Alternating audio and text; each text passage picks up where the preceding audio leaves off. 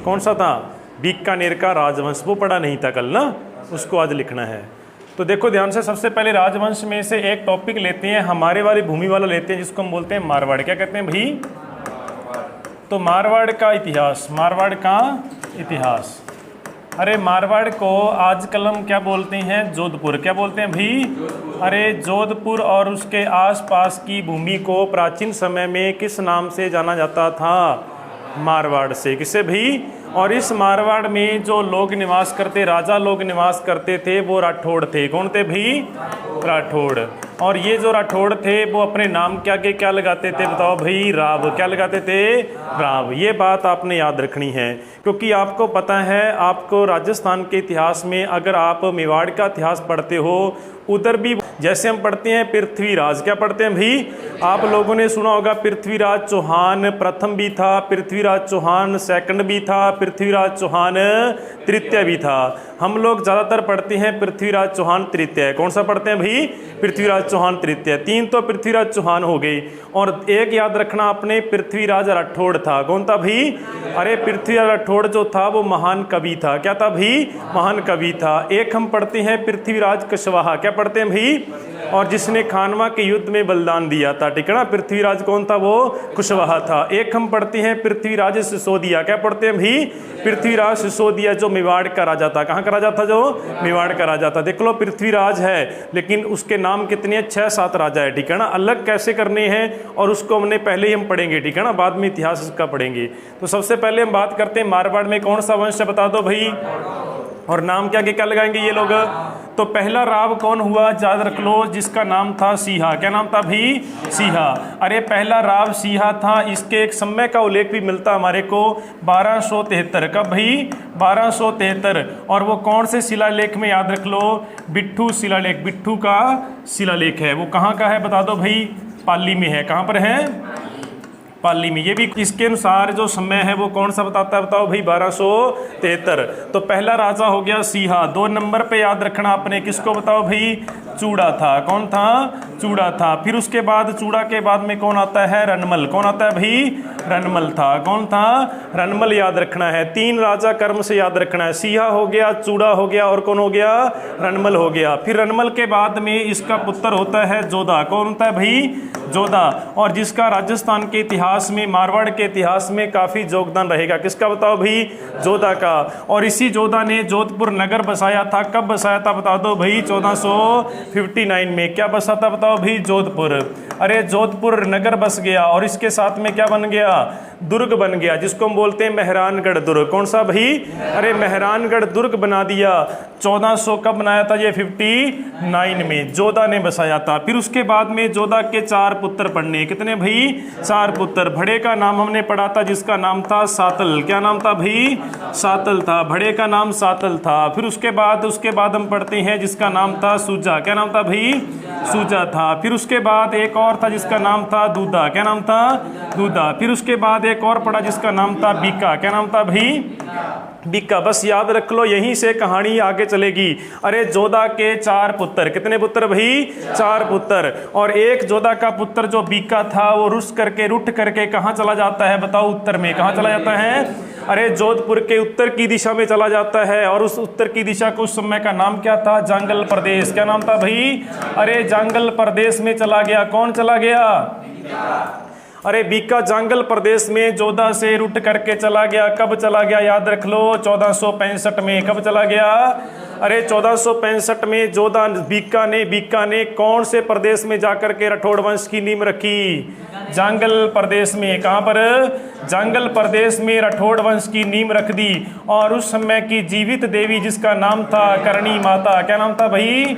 अरे करणी माता का आशीर्वाद प्राप्त किया था किसने? बीका ने आशीर्वाद लेकर के जांगल प्रदेश में किस वंश की नींव रख दी? और इसी राठौड़ वंश की आगे हम बात करते हैं। जांगल प्रदेश में एक प्रसिद्ध शहर का निर्माण करवाया, और उस शहर का नाम था बीकानेर। क्या नाम था भाई? अरे बीकानेर की स्थापना कब होती है? 1488 में बीकानेर नगर बसता है। और बसाने वाला कौन होता है? बीका होता है। कौन होता है भाई? अरे बीका, जिसने 1465 में जांगल प्रदेश में राठौड़ वंश की नींव किस माता के आशीर्वाद से रखी थी? और करनी माता के आशीर्वाद से जांगल प्रदेश में राठौड़ वंश की नींव रखी और 1488 को बीकानेर शहर बना दिया। और बीका यहाँ के राठौड़ वंश का क्या हो गया? संस्थापक हो गया। क्या हो गया भाई? संस्थापक हो गया। ये तो हमने कल कर लिए थे सारे ना, और यहाँ से करने आज बीकानेर वाले। थोड़ा सा इसको लिख लो। बीकानेर का पहला राजा कौन हो गया? बीका हो गया। पहला कौन हो गया भाई? बीका हो गया। पहला राजा कौन हो गया? आपसे पूछा जाएगा, वैसे तो बीकानेर नाम लेते ही तो बीका आ जाएगा, लेकिन अगर जांगल प्रदेश आ जाए तो उसका पहला राजा कौन था? बीका था। थोड़ा सा बात याद रखना है। जांगल प्रदेश में राठौड़ वंश का संस्थापक कौन था? किस देवी के आशीर्वाद से राठौड़ वंश की नींव रखी गई? इसी कारण यहाँ के राठौड़ों की जो इष्ट देवी है वो कौन सी देवी हो गई? करणी माता। ये हम सारा इतिहास में पढ़ेंगे। फिर उसके बाद पहला बीका हो गया। अरे बीका के बाद अगर आप लोगों ने बीकानेर शहर में गए होंगे तो बीकानेर के बिल्कुल थोड़ा सा नीचे जाओगे तो एक शहर आता है जिसका नाम था लूणकरण। क्या नाम है भाई? तो नाम भी सुना होगा अपने। राजस्थान में उत्तरी भारत की एकमात्र खारे पानी की झील है, वो कौन सी है? लूणकरण सर झील है। कौन सी है भी? तो दूसरा इनका हम बात करते हैं, लूणकरण थे। कौन थे भी? लूणकरण सिंह। लूणकरण सिंह जो थे दूसरे व्यक्ति याद रखना है बीका के बाद में। और इसी के समय में एक लूणकरण सर कस्बा बसाया जाता है, लूणकरण सर झील बनाई जाती है, जो राजस्थान भारत की उत्तरी भारत की क्या बताओ भाई? खारे पानी की झील है। कौन सी झील है? और ये एक बहुत बड़ा दानी भी था। इसको कहते हैं कलयुग का कर्ण। क्या कहते हैं भाई? कलयुग का कर्ण कहते हैं। किसको? लूणकरण को। फिर उसके बाद में तीसरा व्यक्ति आपने पढ़ना है जिसका नाम था जैतसी। क्या नाम था भाई?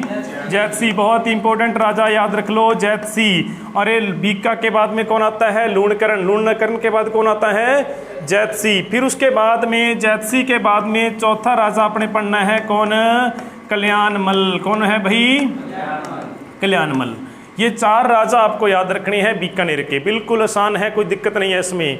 बीका, लूणकरण, जैतसी, कल्याणमल। बीका, लूणकरण, जैतसी और कल्याणमल। कितने राजा हो गए बताओ भाई? चार राजा आपने पढ़ने हैं। फिर उसके बाद हम बात करते हैं आगे। तो कल्याणमल के कितने पुत्र हुए? दो।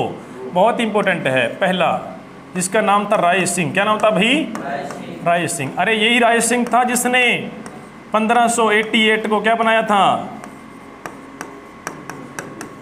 जूनागढ़ दुर्ग बनाया था। क्या बनाया था भाई? अरे बीकानेर का दुर्ग किसने बनाया था?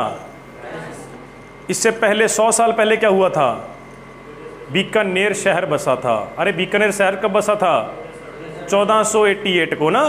अरे 100 साल पहले बीकानेर बना और 100 साल बाद क्या बन गया? बीकानेर का दुर्ग बन गया, जो राजस्थान का पहला दुर्ग है जो हिंदू और मुस्लिम पत्ती से बना हुआ है। किससे भाई? अरे हिंदू और मुस्लिम पत्ती से बना हुआ पहला दुर्ग कौन सा? राजस्थान का जूनागढ़ दुर्ग का निर्माण किसने करवाया था? राय सिंह ने बनवाया था। याद रख लो। अरे मुस्लिम पत्ती से बना हुआ, जिसमें हिंदू और मुस्लिम पत्ती की अगर बात करते हैं, पहला दुर्ग कौन सा है? जूनागढ़ दुर्ग है। लेकिन अकेली मुस्लिम पत्ती से बना हुआ दुर्ग आपसे पूछा जाए तो अजमेर का है। कौन सा? मैगजीन का दुर्ग है। कौन सा भाई? अकबर ने बनवाया था, 1570 में बनवाया था। कब बनवाया था वो? लेकिन हिंदू और मुस्लिम शैली से बना हुआ पहला दुर्ग कौन सा है? जूनागढ़ का दुर्ग है। किसने बनाया था? ये राय सिंह ने बनाया था। और किसकी राय ली थी इसने? मुगलों की राय ली थी। किसकी भाई? अरे मुगलों की राय लेकर के राय सिंह ने बीकानेर दुर्ग बनाया, जो पहला दुर्ग है, याद रख लेना। फिर उसके बाद में इनका एक भाई होता है राय सिंह का, जिसका नाम था पृथ्वीराज राठौड़। क्या नाम था भाई? अरे पृथ्वीराज राठौड़ था। ये तो प्रसिद्ध सैनिक था, लेकिन ये प्रसिद्ध क्या बन गया? कवि बन गया, जिसका एक बहुत इंपॉर्टेंट ग्रंथ भी याद रखना चाहिए, और जिसको कहते हैं हिंदुओं का 5वां वेद, 19वां पुराण। क्या नाम था उसका? वेली कृष्ण रुक्मिणी री बचनिका। क्या नाम था?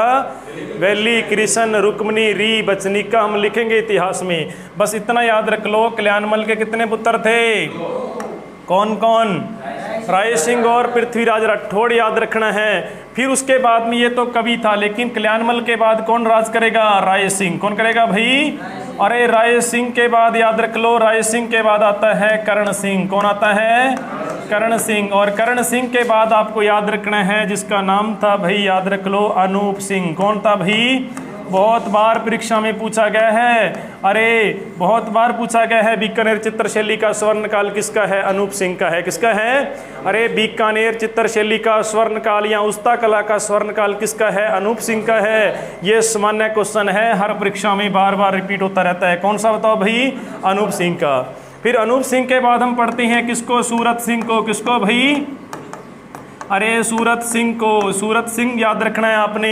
फिर सूरत सिंह के बाद हम पढ़ते हैं, सूरत सिंह के बाद अगर बात करते हैं जिसका नाम था सरदार सिंह। क्या नाम था भाई? अरे सरदार सिंह था। सरदार सिंह ने अच्छा काम नहीं किया। कौन था ये? सरदार सिंह था। सरदार सिंह के बाद में आता है कौन? गंगा सिंह। कौन आता है भाई? अरे गंगा सिंह आता है, और गंगा लेकर आता है, गंगा नहीं गंग नहर लेकर आता है। क्या लेकर आता है? गंग नहर आती है, जो राजस्थान की नहीं भारत की सबसे प्राचीन नहर प्रणाली है। वो कौन सी थी? गंग नहर थी। कौन लेकर आया था? गंगा सिंह लेकर आता है। गंगा सिंह के बाद अंतिम राजा हम पढ़ते हैं यहाँ का, जिसका नाम था शार्दुल सिंह। क्या नाम था भाई? अरे शार्दुल सिंह अंतिम राजा था जब देश आज़ाद हो रहा था 1947 में। कब भाई? अरे 1947 में जब देश आज़ाद हो रहा था, देश का एकीकरण हो रहा था, और इस एकीकरण पर सबसे पहले हस्ताक्षर करने वाला व्यक्ति कौन था? शार्दुल सिंह था। कौन था भाई? अरे एकीकरण विलय पत्र पर राजस्थान के किस राजा ने सबसे पहले हस्ताक्षर किए? तो याद रख लो, एकीकरण विलय पत्र पर कब किए थे? 7 अगस्त। कब किए थे भाई? 7 अगस्त 1947 को। सबसे पहले एकीकरण विलय पत्र पर हस्ताक्षर करने वाला राजा कौन था? शार्दुल सिंह। 7 याद रखना है। शार्दुल सिंह 7 याद रखना है। 7 अगस्त 1947 याद रखना है। अरे महाराजा गंगा सिंह की तो देन बहुत बड़ी है राजस्थान को। कौन सी देन है बताओ भाई? गंग नहर देन है, याद रख लो। और इसी कारण इसको बोलते हैं राजस्थान का भागीरथ भी कह देते हैं। किसको बताओ भाई? तो गंगा सिंह की बहुत बड़ी देन है गंगा सिंह ने। और यहाँ जो उत्तरी राजस्थान के जो रेगिस्तान के धोरे थे, रेत के धोरे थे, और उनको हरा भरा कर दिया। कौन सी नहर ला करके? अरे गंग नहर का जो सबसे पहले गंग नहर निकलती है, ये कहाँ से निकलती है? गंग नहर कौन सी नदी से निकलती है?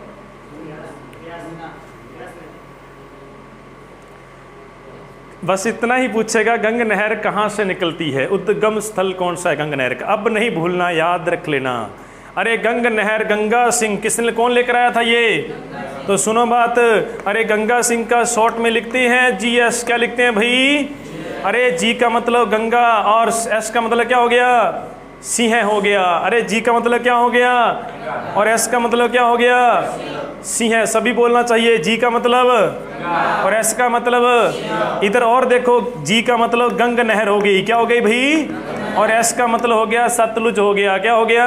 अरे गंग नहर कहाँ से निकाली गई? सतलुज से निकाली गई। अब तो नहीं भूलना चाहिए, ठीक है ना। 2 ही तो नहरें हैं राजस्थान की मेन। एक तो आपको पता है आपके जालौर में आती, जिसका नाम है नर्मदा। क्या है भाई? ये तो नर्मदा नदी से निकाली गई है, ठीक है ना, इसमें तो कोई दिक्कत नहीं है। लेकिन याद रख लो, गंग नहर कहाँ से निकाली गई है? अरे GS गंग नहर सतलुज से निकाली गई है, याद रख लेना। एक है इंदिरा गांधी नहर। कौन सी है? और इंदिरा गांधी नहर है वो, इसको लक्ष्य याद करना है, ब्यास और सतलुज के संगम से। कहाँ से भाई? ब्यास और सतलुज के संगम से। वो कौन सी है? इंदिरा गांधी नहर। ये अकेले कहाँ से निकाली गई है? सतलुज से। कहाँ से भाई? सुना नाम अपने? सतलुज नदी आती है का? कौन कौन सी 5 नदियाँ हैं पंजाब की? रावी है, चिनाब है, झेलम है, सतलुज है, ब्यास है ना। ये 5 नदियां हैं। तो सतलुज से निकाली गई है। कौन सी नहर बताओ भाई? गंग नहर। और किसने निकाली थी? ये गंगा सिंह ने ना। अब उसके बाद में हम बात करते हैं, अरे सरदार सिंह ने अंग्रेजों का साथ दिया था 1857 की क्रांति में। कब भाई? अरे 1857 की क्रांति के समय सरदार सिंह ने अंग्रेजों का साथ दिया, न कि हमारे हिंदू लोगों का साथ दिया था। और इसी कारण सरदार सिंह एकमात्र ऐसा राजा था राजस्थान का जिसने राजस्थान में तो अंग्रेजों का साथ दिया, लेकिन राजस्थान के बाहर जाकर भी अंग्रेजों का साथ देने वाला कौन था? सरदार सिंह था। कौन था भाई? बाकी सभी राजाओं ने तो कहाँ साथ दिया था? इस राजपुताना में रह करके साथ दिया था, लेकिन एकमात्र ऐसा व्यक्ति हो गया जो राजस्थान इस राजपुताना से बाहर जाकर के अंग्रेजों का साथ देने वाला, वो कौन था? सरदार सिंह था। कौन था भाई? अब उसके बाद इतना भी सरदार सिंह कमज़ोर नहीं था ना, अच्छा भी था ये। फिर उसके बाद हम बात करते हैं सूरत सिंह। कौन था भाई? अरे नाम है सूरत सिंह। इसने किस दुर्ग की सूरत को चेंज कर दिया था? और याद रख लो, बटनेर दुर्ग था। कौन सा भाई? अरे भाटियों का जो बटनेर दुर्ग है, जिसको उत्तर बड़ किवाड़ कहते हैं, अरे राजस्थान का उत्तरी दुर्ग जो रक्षा प्रदान करता है, और जिसका नाम बटनेर दुर्ग था।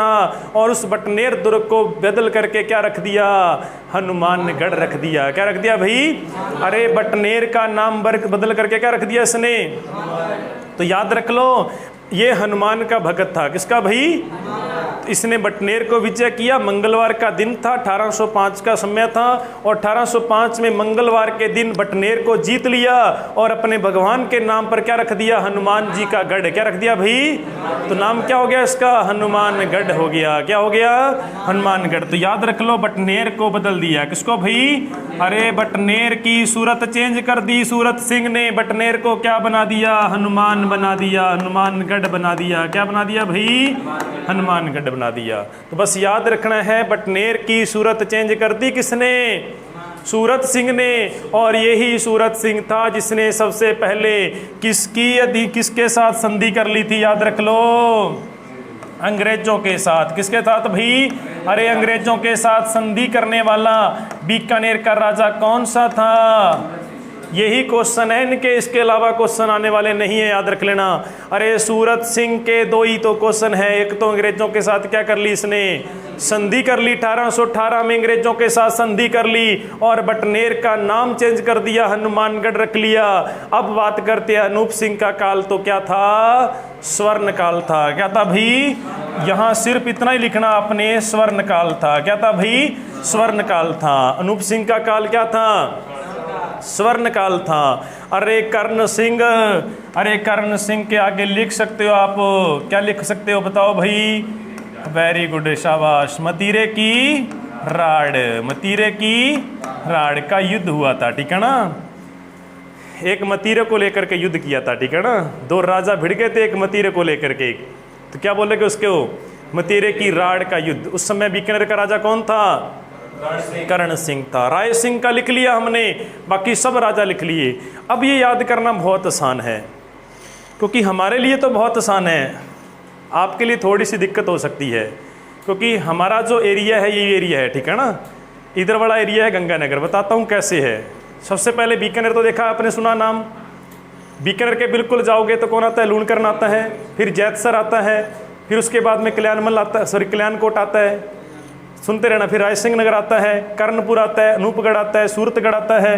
सूरतगढ़ तो सुना होगा नाम आपने, भाटी आश्रम वाला ना। सूरतगढ़ आता है, फिर सरदारगढ़ आता है, गंगानगर आता है, सादुल शहर आता है, ठीक है ना।